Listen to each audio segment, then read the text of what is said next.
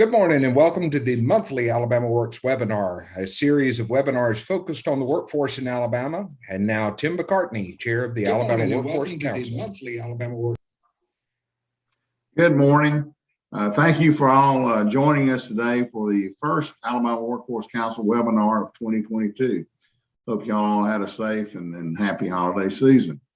Got a full schedule today, so we'll jump right in just a second. We're going to begin the program today with a presentation from Mrs. Dawn Morrison, who is Alabama State's Computer Science Administrator. Ms. Morrison will give us an update on the Computer Science for Alabama initiative and the middle school CTE grants program, which is expanding career and technical education down to the 5th grade and working to align with Alabama's secondary CTE programs to post-secondary pathways and in-demand occupations as identified as by the ACCC committee. After Ms. Morrison, we'll hear from Mr. Johnny Aycock, who's the Development Director for Skilled Trades of West Alabama. He's going to share with us how Skilled Trades of West Alabama is partnering directly with employers to train people for in-demand occupations in skilled trades. Following Mr. Aycock, we have Ms. Jody Novotny, who is Senior Manager for State Partnerships with the Markle Foundation. Jody will give us an update on Markle's Rework America's State Training Collaborative and how that project, which includes Alabama, will unfold over the forthcoming year. Following Ms. Novotny, we have Mrs. Chandra Scott, who is the Executive Director of Alabama Possible and also a member of the AWC's PPP committee. Shonda is going to provide us a report on this year's FAFSA completion efforts and how we can assist in helping every high school senior complete the FAFSA and maintain access to post-secondary financial aid. So that's the introductions, and we'll get right into it. So Ms. Morrison, if you're ready, the floor is yours.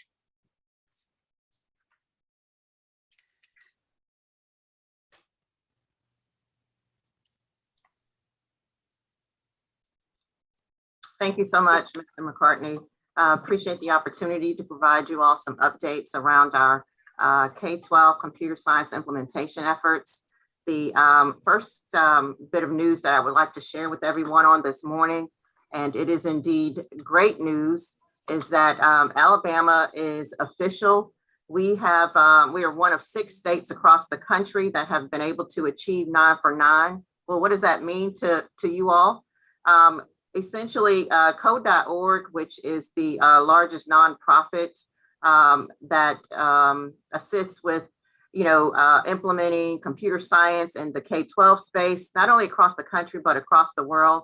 They've identified 9 metrics in which to, indicate whether or not a state is, doing well or fair in terms of their computer science implementation efforts. Is it getting into the schools? Do students have access? And so again, Alabama is one of 6 states that have been able to accomplish this 9 for 9 recognition. And I will share a little bit about the data that we have been able to accomplish. You can always track our computer science data and policy implementation efforts by scanning that QR code that you see on the screen. You will find at the site, once you scan that QR code, the full legislative report that is required in our computer science legislation that we're required to report on annually. And so I will only be able to, due to the interest of time, be able to touch on some of the key points and highlights of some of our accomplishments over the last year. But again, if you want to dig a little deeper, again, I do encourage you to visit us at csforalabama.org. It is all laid out there for you in accordance with the computer science legislation. Some of the data that we are required to report on and send over to code.org to be included in an all-inclusive, states report, if you will. You will see that we're collecting information on whether or not who has access to computer science And I will say that the data that I will be sharing with you for the next 3 slides is data that was collected a year in arrears. So again, we're looking pretty good across the country. 82% of our high schools currently offer a foundational computer science course. And 332 of our high schools are offering a computer science foundational course. 91% of our school districts are offering a foundational computer science course, and 90% of our students actually attend a high school that is offering a foundational computer science course. Well, you're probably wondering, what is a foundational computer science course? Once again, code.org has established a set of guidelines that help us determine whether or not a course can be deemed as foundational to count in the data collection process. We are also happy to report that based on last year's data, 100% of our schools with high school grade bands, that would be high schools that have students in grades 9 through 12, actually reported data.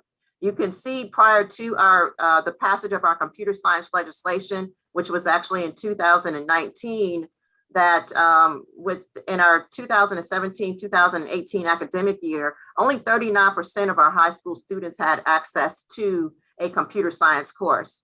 Well, fast forward, 4 years later, 4 academic years later, 82% again of our high school students have access. Again, this is based on last year's data.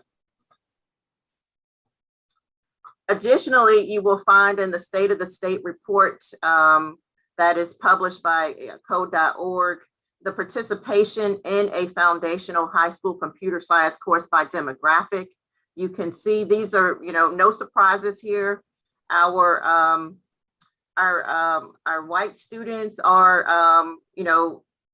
enrolled in computer science more so than our Black or African American students, and even more so than our Hispanic and Latino students as well. So we do recognize that we have some work to do, because one of the tenets in our computer science legislation is that we do ensure equal access, but not only access, but that students are actually enrolling in computer science and actually taking, taking full advantage of a computer science pathway at their schools. You will see that among the southeastern states that we are ranking number 2. We are on the heels of Arkansas. Of course, Arkansas is one of the lead states in the country with regard to their computer science implementation efforts, but we are right behind them. So whatever the workforce development regions can do in their respective areas to support the implementation efforts with the schools that are in your regions, please, please, please, by all means do so. If you have schools in your regions that are even still not offering computer science courses, perhaps, we can, sit down with the local school superintendent and their team to encourage that they offer this. And of course, you all know the rationale behind the need for computer science in our schools. And I'll touch on that a little later as well, but I don't want to preach to the choir this morning.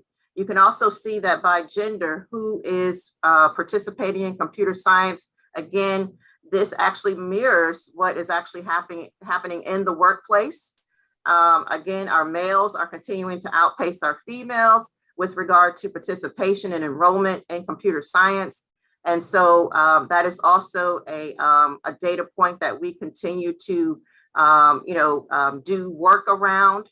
So we solicit the support of the workforce development regions in that area as well. And certainly you all do that when you have your various worlds of work opportunities and things along those lines where you are sharing, or putting females that are, in these, professions or in these underrepresented employment sectors in front of our students. So if you all, I just admonish you all to continue that work for sure. I think we will get there in terms of leveling the playing field with regard to gender participation. Additionally, the percent of students who have access to computer science you will find that we are around 10% where, by race and or ethnicity, where students are perhaps do not have access to a high quality computer science course. So again, a little bit of work to do in that area. I will say that those 10% is really in our rural areas. And so we know that, again, another area that we have some work to do. We're still celebrating, but we recognize that there's some additional needs, if you will, that we need to focus on. Here you will see that there was a 96% increase in computer science student enrollment from the 2020-21 academic year to the current academic year, 2021-2022. You will also see the breakdown by students that are even enrolled in dual enrollment computer science courses. We have about 18 recognized dual enrollment computer science courses on the books.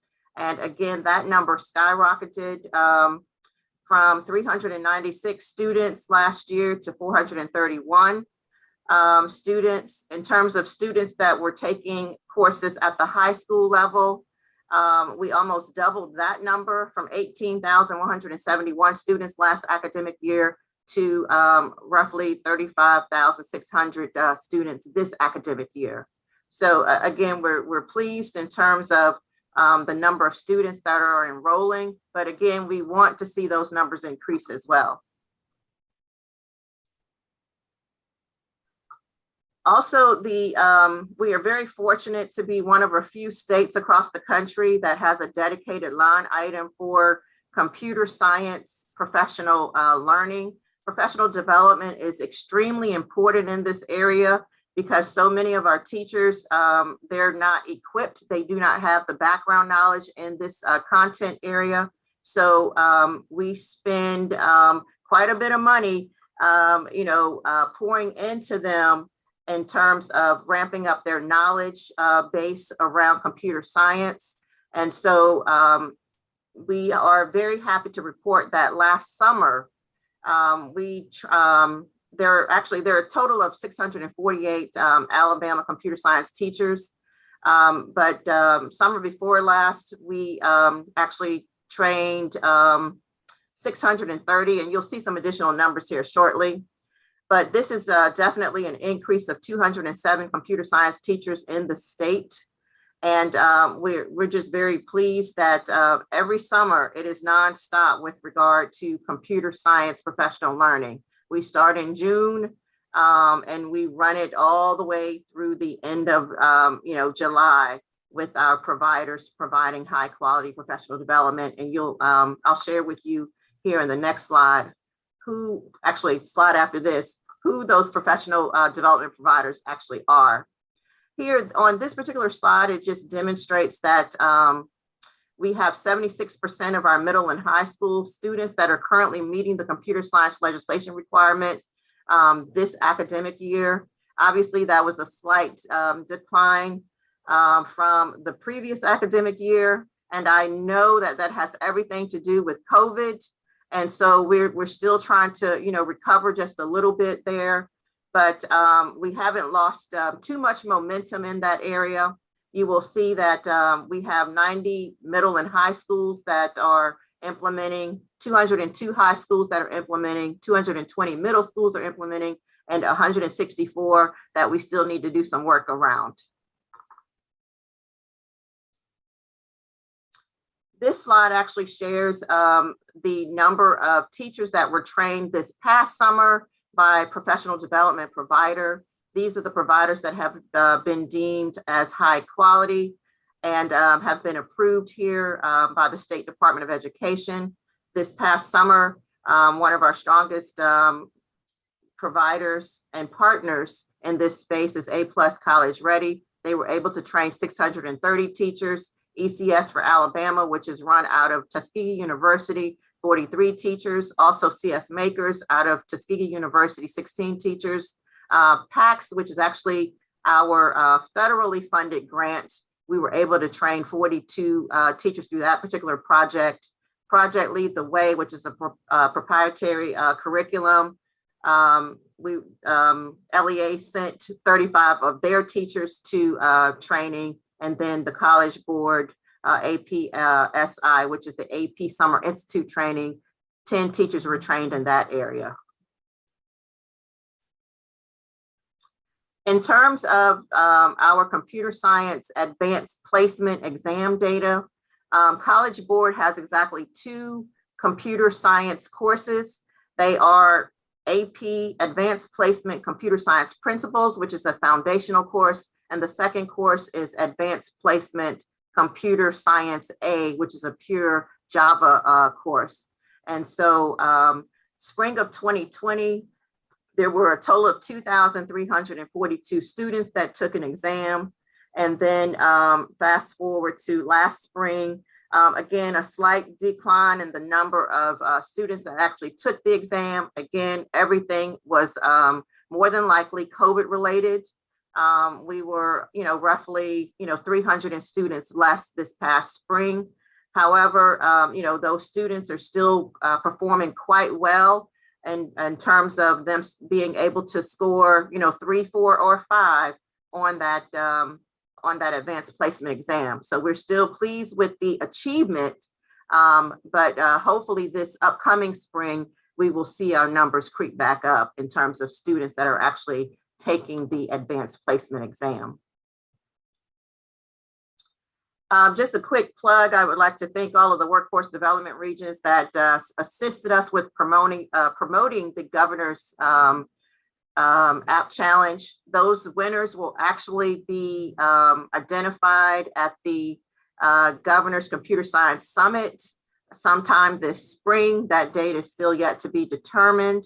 And so if there was by chance a region that missed the opportunity to promote the Governor's app challenge, there's still an opportunity for you to, if we have business and industry partners amongst us, to perhaps be a corporate sponsor as a part of this year's app challenge and computer science summit.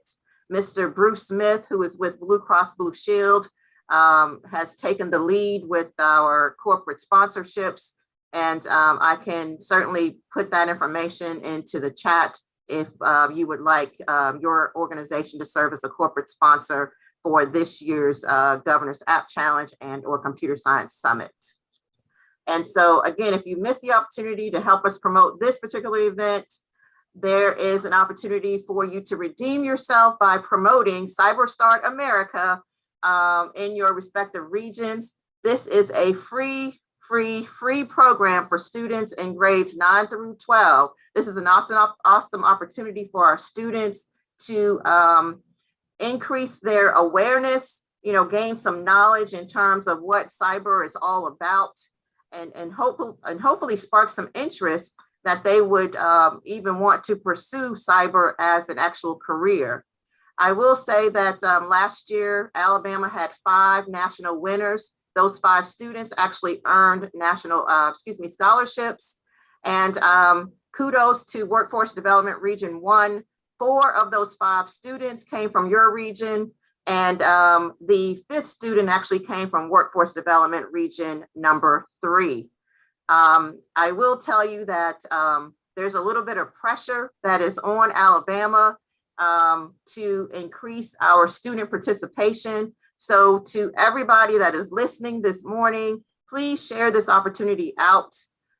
Play will actually conclude on April the 27th, but it is not too late to get students registered, and they can get registered at cyberstartamerica.org. There's some additional information for teachers. You don't even have to know a lot about, the game. It is very intuitive, very self-paced, and it will provide our students a great opportunity to learn about careers in cyber and what cyber is all about.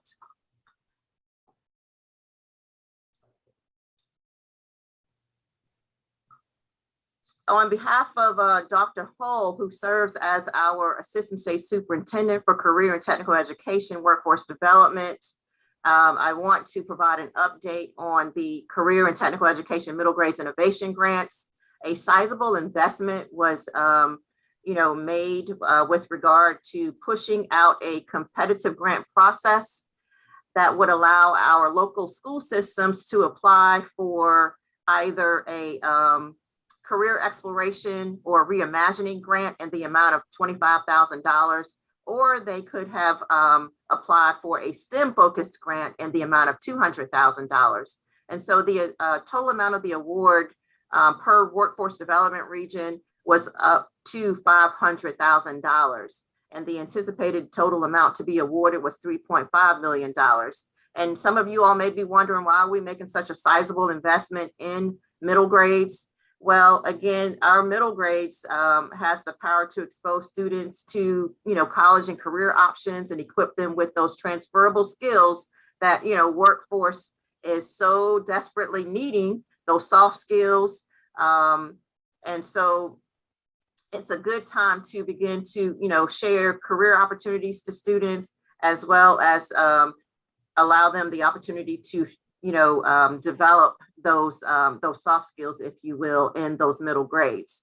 And so as a result of this competitive grant process, you can see by workforce development region how much money will be awarded to those local school systems.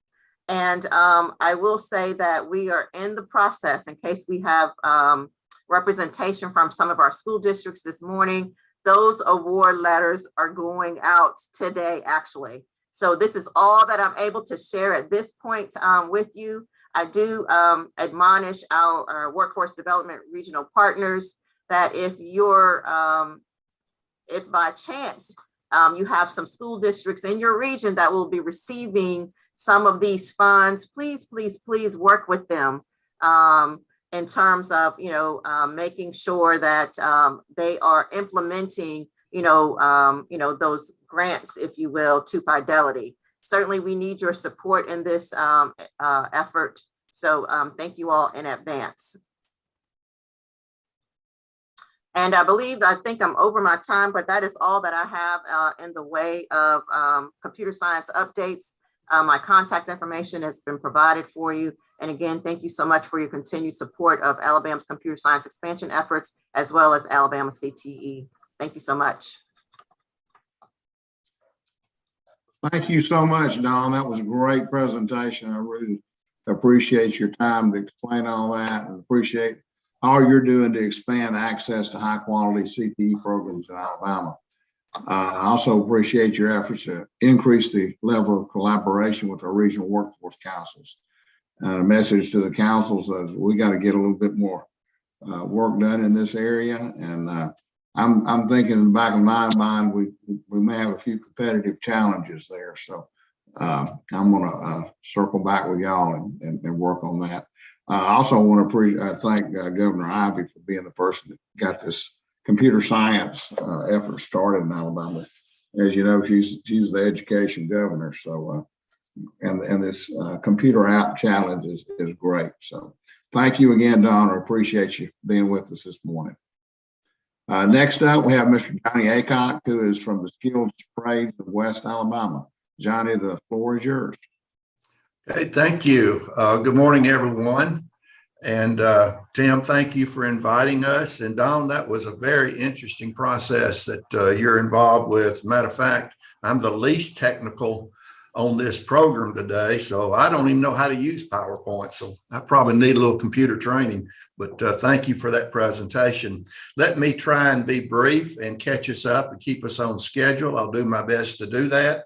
And but Skilled Trades of West Alabama is a very unique workforce development initiative.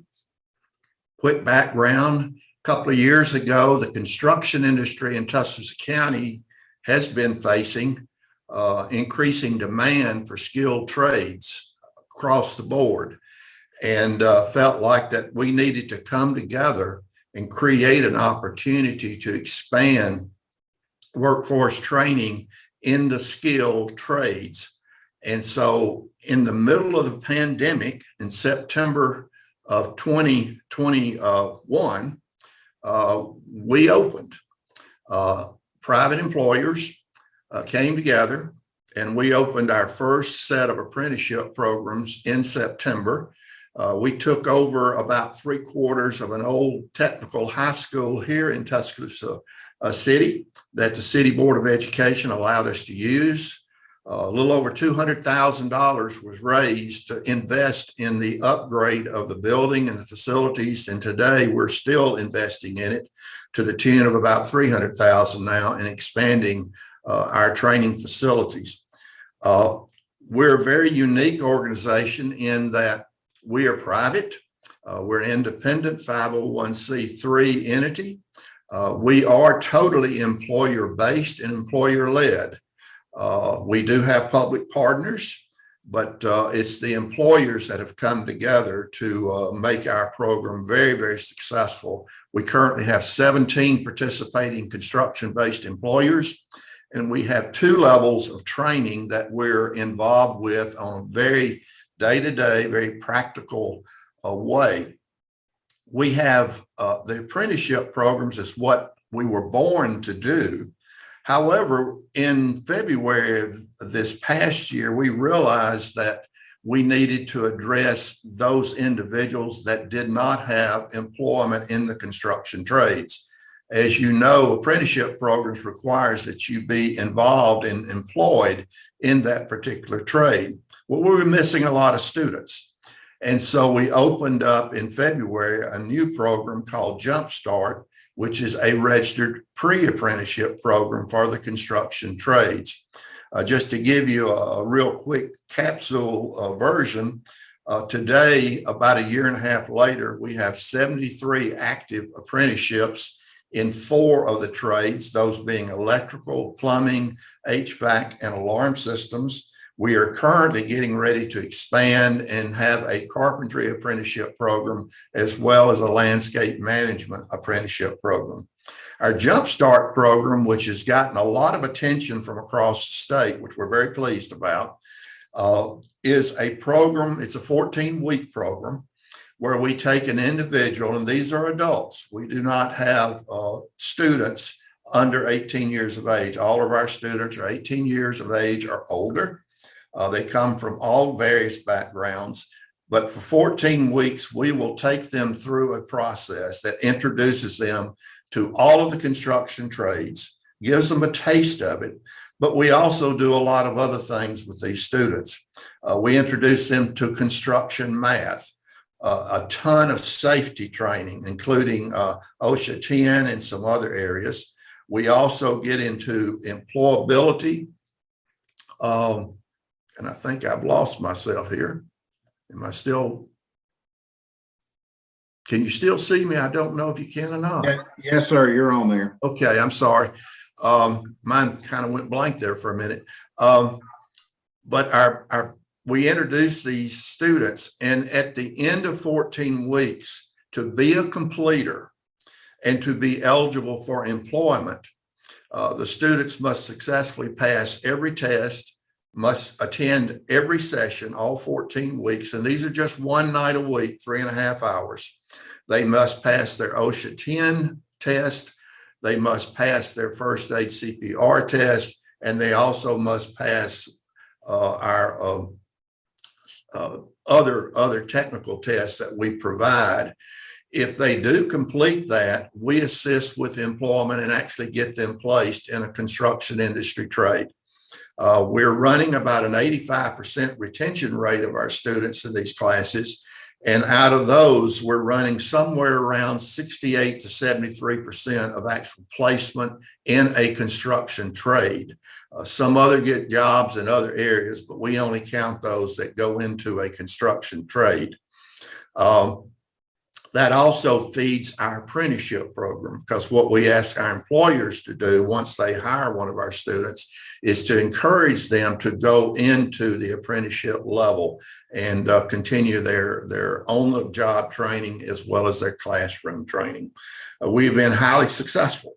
Our apprenticeship program, to be a completer in it, you have to not only meet all of the industry standards and the state standards, but you also must earn a particular credential in that trade, whether it's a journeyman electrician, a plumber's journeyman level, or any other credential in that particular trade. We treat this like employment. When a student comes to us, we treat them like they are a new employee. And if they complete and they finish, they get a good career started. That's our whole basic mission. We really only have one mission, and that is to train individuals to be successful in a skilled trade in the construction industry, while at the same time filling the pipeline for our construction-based employers in Tuscaloosa County and West Alabama. I might mention that we are now working on a very ambitious plan to create 9 new centers in 9 rural counties in West Alabama. It's a very ambitious undertaking, but we want to tap what we think is an underserved area. We get, and as far as cost, we've been very, very pleased with the generosity of our employers and also the Alabama Construction Industry Craft Training Board, which is a major partner for us. The Alabama Office of Apprenticeships is a major partner. And of course, AlabamaWorks has been a very supporting partner from the very beginning. That we have agencies across the state now working with us. Matter of fact, we're excited about the new opportunity we've been presented to begin training individuals through the Alabama Department of Pardons and Paroles with individuals that are going to re-enter the workforce. And we're also doing that with our veterans. So we're very, very pleased at what we've been able to do. We think we have one of the most unique focused programs of workforce development in Alabama. There are similar programs across the state, but we are, I think, if I'm not mistaken, we're the only construction industry pre-apprenticeship program that's been registered through the Alabama Office of Apprenticeship, and all of our apprenticeships are also registered. So we're very, very excited about our future. We are growing rapidly. Matter of fact, one of our biggest challenges is staying up with our growth and identifying new trainers. We need more faculty, and that's something that the Alabama Works and our workforce development councils can assist us with. We do have great partnerships with our high schools. We do link to those high schools, especially our career tech programs. We also link to our community colleges. Shelton State here in Tuscaloosa is a major partner with us. And we work with them, for example, on students that do not finish their associate's degree and they're looking for a technical high-level career in the construction industry, and we tap that source. So we tap a myriad of sources. Our basic mission is to identify students that perhaps have not had an opportunity to grow a career. And we offer that to them at no cost, I might say. Our pre-apprenticeship jumpstart program has no cost associated with it for the student, and our apprenticeship programs is at a very minimal cost for the student and the employer. So we've tried to minimize the paperwork, we try to minimize the red tape, we try to minimize the cost for our employers. And that's really important for the success of our program. So, Mr. Chairman, anyone that wants to get in touch with us, you can go to skilltradesofwestalabama.com, or you can email us at trades@westalabamatrades.com. We're easy to find. We'd love to talk with anyone. We also offer our assistance to any other parts of the state that would like to expand their focus on the construction industry and the construction skilled trades. We think it's important. We're in a state that has a tremendous opportunity in so many manufacturing areas. But as we like to remind folks, you can't have a manufacturing plant unless you have someone to build it. And we think the construction trades will continue to grow. There's a demand that's going to continue to grow. And we've got to address the issue of providing skilled trade folks that are employable, ready to go to work, and have been prepared to be successful in what is a very, very well-paying careers. So, Mr. Chairman, I hope I caught you up a little bit. That's a quick overview, and we thank you for inviting us. Yes, sir. Thank you so much, Johnny. That was a great presentation, and I think you did catch us up. So without further ado, I'm going to turn the mic over to Ms. Novotny, and she's going to talk to us about what Markle's doing to help us in Alabama. Jody, the floor is yours. Wonderful. Thank you so much. Can you all see my screen? Go ahead and start the presentation here. Okay, great. So yes, I am Jody Novotny. I'm here from the Markle Foundation. Thanks so much for inviting me here to speak. Really excited to hear more, to learn more about the work in Alabama. We've been working with Nick Moore and his team in a variety of areas. I think you all know your leaders in the state, and I've learned, even more today. So I am the senior manager for state partnerships for the Markle Foundation. I oversee a state network of workforce leaders like Nick and his team. We interact with workforce leaders from 30 states and the District of Columbia. Alabama participates in this network. And then today I'm going to focus specifically on a state training collaborative that we've created, which Alabama is also participating in. So why did we create a collaborative of states working together on state training data systems? We held conversations with multiple states from our network, and we learned that most states were struggling with how to determine which training programs in their state were leading to economic mobility and helping job seekers access and complete those programs that lead to strong wages and improved job quality. We also wanted to focus on job seekers from historically underserved communities. And so for policymakers, we think this work is vital, of course, to understanding where to direct funding. And for job seekers and students, the work is vital to understanding where to invest their time and resources. So we conducted research across our entire network and even states beyond our network, trying to access the information out there about eligible training provider lists, or the ETPL systems in various states. And we found the information out there for job seekers to be incomplete, difficult to navigate, and we found little to no information out there on program quality or effectiveness. We also consulted with expert organizations who had reached similar conclusions. But we did find some great practices out there, of course, including in Alabama. Different states were excelling in some areas, but no state was really excelling in all aspects of the work. So what a great opportunity to bring leaders, from those states together in thought partnership to grapple with some of the challenges and the opportunities to learn from one another and set goals. So we ultimately identified 6 state participants, most of which, including Alabama, are leaders in this work. So in addition to Alabama, the collaborative includes Colorado, Indiana, Minnesota, New Jersey, and Washington, D.C. So through the conversations that we had with all of the states and our own research, we landed on 4 subtopics to explore in the collaborative. And thus far, we've completed the first 3 sessions. The final meeting will take place in about a month from now. So I just want to share a little bit about what we've learned so far.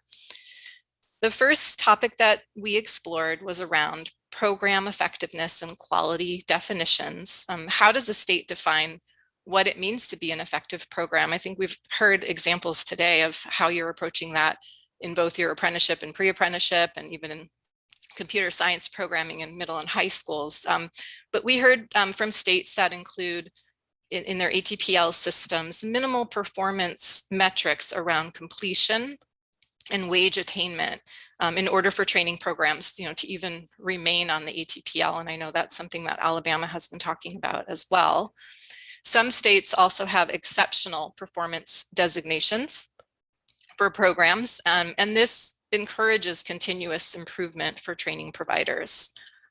Another strong practice that we learned from a state is to look really closely at return on investment of a program. So for example, what is the total cost of a program as a percent of median occupational wage and as a percent of first-year wage gain? And then finally, incorporating equity, which for one of the states in the collaborative has involved looking at outcomes similar to what we saw in Don's presentation by race, ethnicity, sex, age, and disability status, and also using a regression analysis to adjust for programs that serve populations with greater barriers to labor market advancement. So we also really feel strongly that states should work with training providers to improve while also holding programs accountable to the quality metrics, which again could include removing underperforming programs from the ETPL. The second topic that we have explored was around data quality, and we learned that there needs to be coordination between the relevant workforce and education agencies within a state to develop a data governance agreement that establishes a process for linking data systems and addressing privacy legal issues. This is a necessary component to seeing how participants fare in employment, as opposed to just looking at program completion or credential attainment that may or may not actually lead to strong labor market outcomes. The third topic that we looked at was a training gap, looking at states conducting training gap analyses. And we looked at this topic from two kind of large buckets. First, we looked at gaps where there are too few effective training programs available for the in-demand occupations. Or maybe there are effective training programs, but there aren't enough available seats, which of course we often see in computer science programs and nursing programs. And then the second sort of large bucket of gaps that we looked at was the gaps where even when there are effective programs, the programs aren't actually accessible to the populations who would benefit from those programs due to things like unnecessary prerequisites, ineffective program structure, lack of bridge programs, and maybe lack of supportive services in place so that students can be successful in those programs. A couple other topics that surfaced in these conversations, which are probably familiar to many of you, included the need to provide computers and internet access to students, as well as to help students build digital literacy skills. The final topic that we will tackle during our last meeting in about a month from now is how do we make that all that information that we have gathered, how do we make that available to job seekers and their career coaches, or to anyone who's helping a student or a job seeker navigate their options and next steps. We're going to have presenters share about some of the features to consider as states are building out these digital platforms. This should include designing a tool that centers the job seeker and ensuring that the tool is accessible via a mobile phone, for example, and also allows the user to filter options by really important criteria, many of the criteria that I've already mentioned: median wages, financial aid eligibility. I know we're going to hear a little bit about FAFSA in a minute. That's really important. Location of the program, supportive services, and other criteria.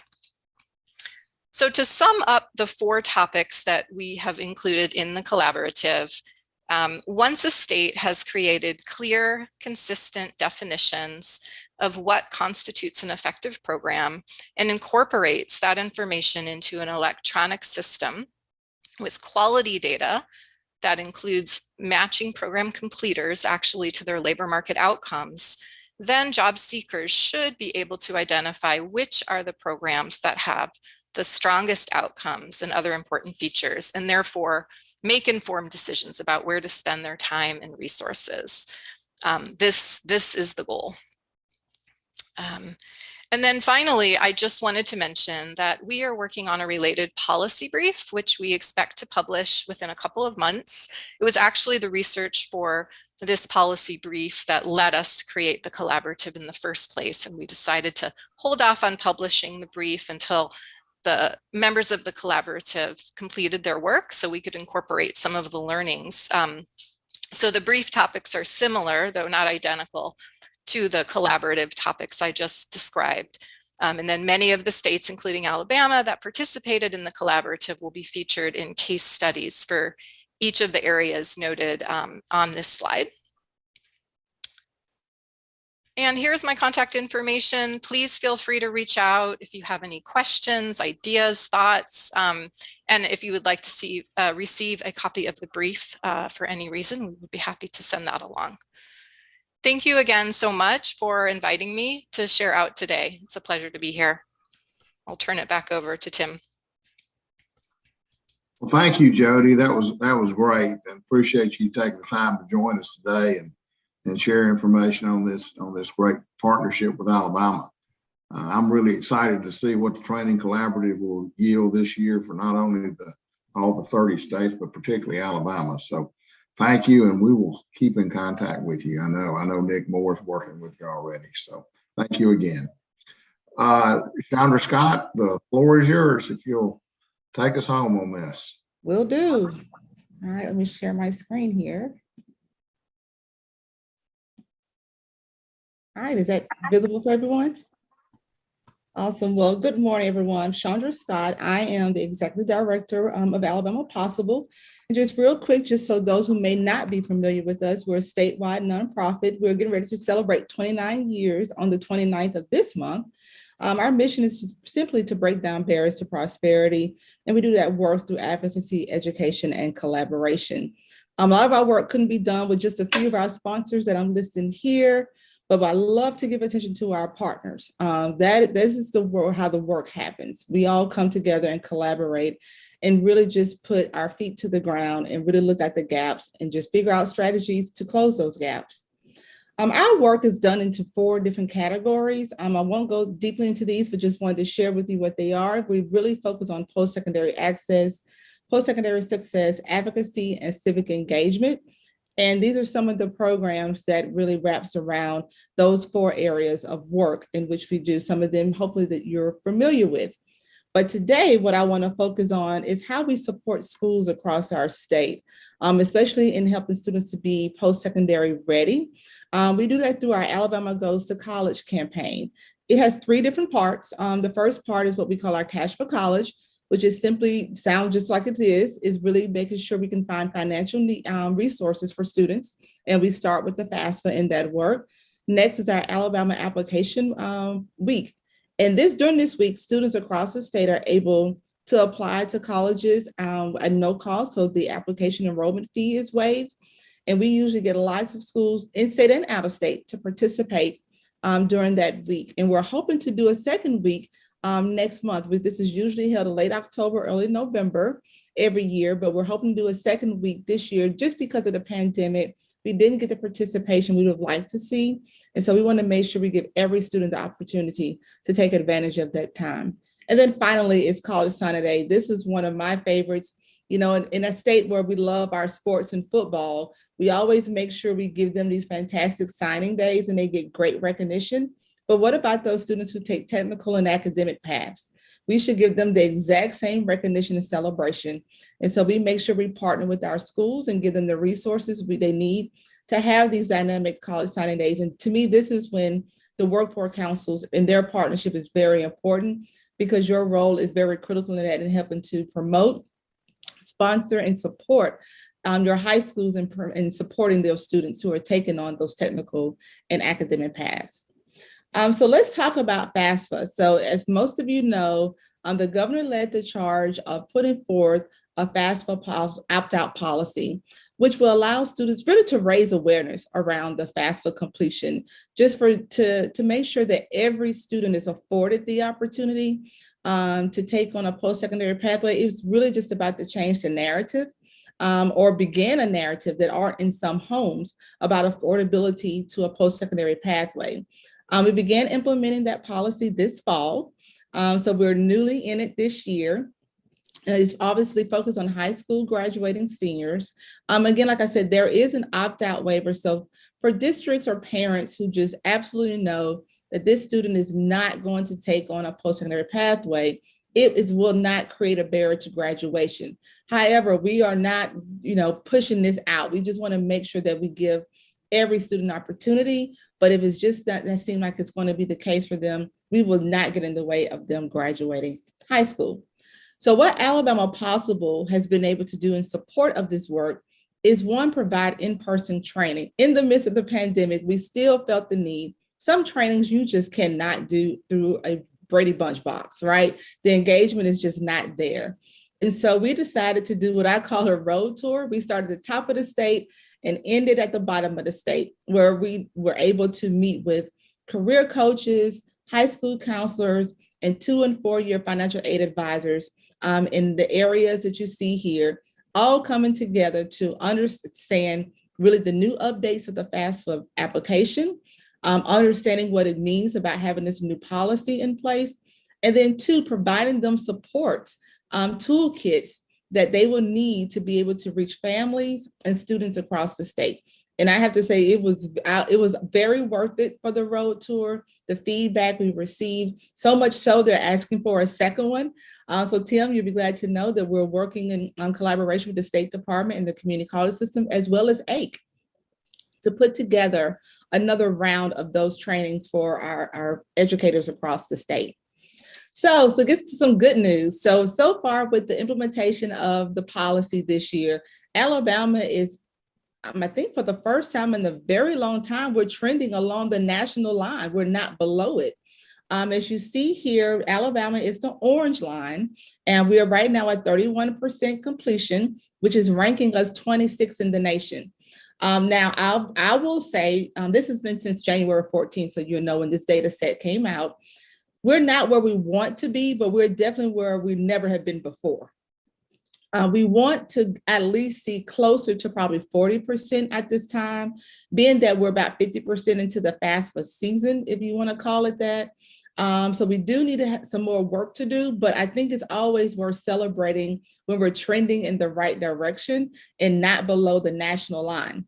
Now, here's something that I'm hoping both Nick and Tim will be very excited about, and all of you on here today.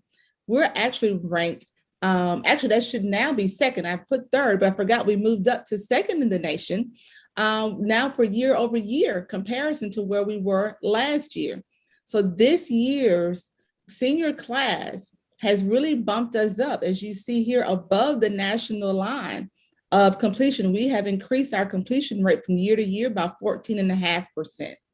So the educators, the career coaches across our state, partners like the Workforce Region Councils, you all are doing the work and it is paying off, but we cannot take our feet off the gas. We have so much more to do to make sure every student in our state is afforded the opportunity to take on a post-secondary pathway. I do want to share one additional tool that we have been able to broker a partnership with thanks to the support of the Regions Foundation. Any student in our state that's in high school and graduating this year that would like to attend a historically Black college or university no longer has to pay for the application fee. Using the Common Black College application, we've been able to get enough dollars raised to cover the cost for any senior in our state who is willing, who wants to attend an HBCU, and they do not, and they can apply up to 65 institutions at one time. So just imagine the cost of that for families. If you're a child in the house and they want to apply to 4 different colleges, you're talking about 4 different application costs. Here, it's only one cost, and that is free, and they can apply to as many up to 65. So we were very excited to get this partnership fulfilled. And so I wanted to make sure that I shared that today with this group. So if you're working with students who are interested in taking on those pathways, make sure they know this is a way to be able to take care of that cost. So just work with their high school counselor who has the access code to get them access to that. Another tool I want to be able to share, so those of you who do work with students and you get some questions raised that you don't have the answer to, we have a help desk in which you can call and or text, and we have a representative who will work with you and work with that student or family to get them through, whether it's the FAFSA application process or the post-secondary enrollment process. Just know that we're here to support those families across the state, and the number is here, and our social media tags are there on the screen as well. So at this time, I just want to say thank you so much for inviting me to be able to share the progress that our state is making around FAFSA completion. The policy is working. And so I want to just urge everyone to just continue the efforts you're doing to support this work, so every student across the state is afforded the opportunity to a post-secondary pathway. Thank you, Chandra. That's great information, and I'm really excited to see those numbers on the FAFSA completion rates.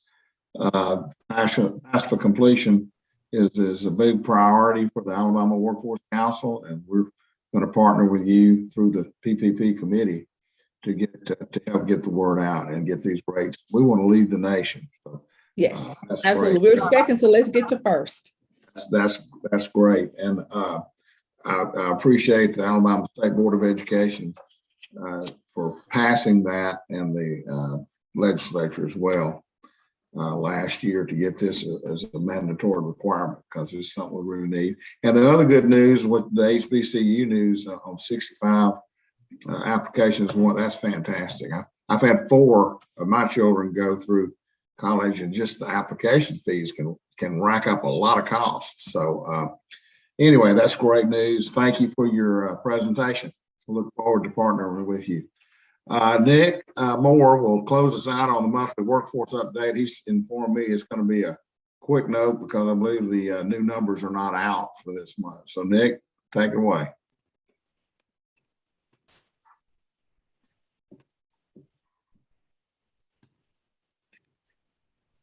Okay, thank you, Mr. Chairman. And I want to also say thanks to all the presenters that have mentioned some of the great ways that we're partnering together.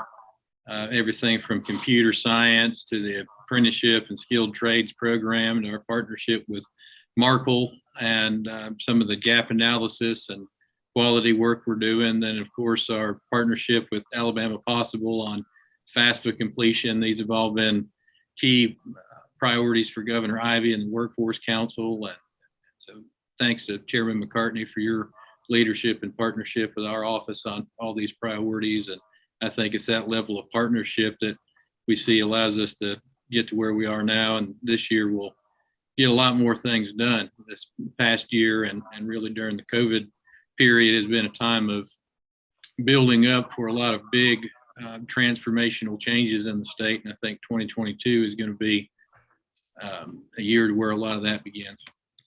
So taking a look, and as the chairman said, we're looking at data that's coming out of November of 2021 because the December data hasn't hit yet. Although I can say that the December unemployment rate came out, we're still sitting at 3.1%.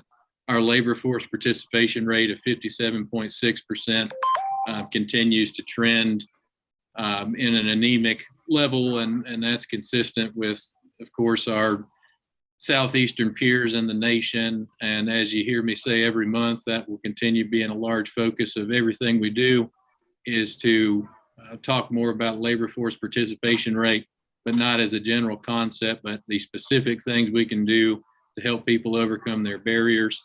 The decision to participate in the labor force is a very personal decision. It's not something that's done as an abstraction or as part of some kind of an economic formulation or equation. It's things like, do I have a ride? Are my kids going to be safe? Do I have some kind of a situation where I've got this lifeline like SSDI or SNAP or TANF, and if I make 50 cents too much this week, I'm going to just get that cut off, and I can't get through to the number of some, and so there's all kinds of questions and concerns that go through people's minds. And so we also have to always begin with the premise that people do want to work if they can.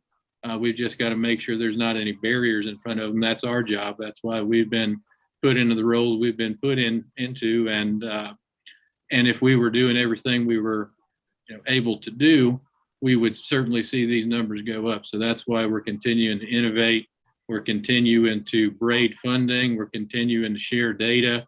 We're continuing to push people in directions that maybe that, even 2 or 3 years ago would have been unheard of, particularly around sharing data and around integrating programs so we can have more of a no wrong door approach. So that's going to be key as we go forward. I'll close by just showing a couple of graphs here that show our labor force participation rate continues to be somewhat sclerotic, just kind of bouncing back and forth. And that's still a lot of churn in the labor market, just like there's a lot of churn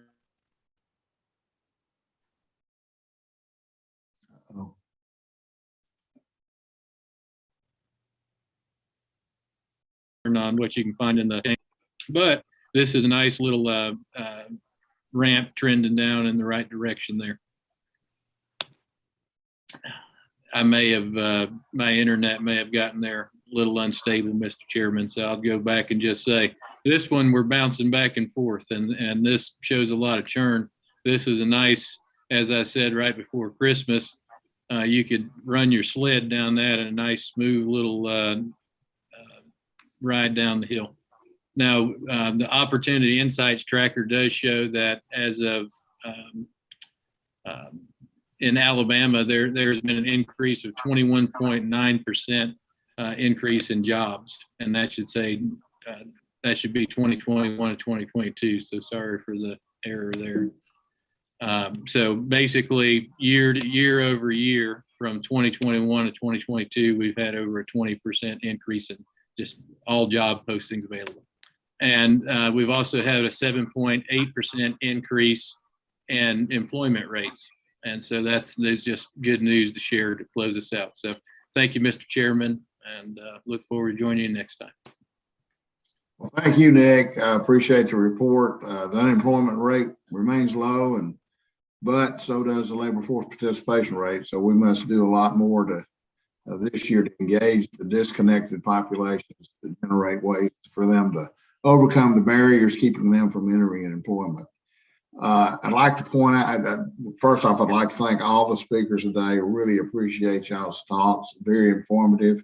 And I want to point out to those of you that listen here, particularly the workforce council members and the regional workforce folks, I hear a lot of people all the time asking me, how can I get involved? Well, every speaker today spoke about a way you can help them, and they're all working in improving employment opportunities for those that are not in employment right now. So go back, look at these talks again, and then pass the word along, because I know not everybody looks at these informative sessions we do each month, but there's no excuse not to be helping. So I encourage you to get out there and get involved. Again, thank you all for joining us today, and we hope you found the program to be informative.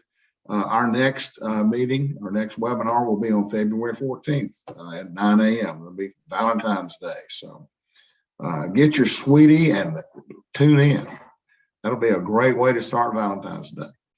Until then, thank y'all, be safe, and have a good month.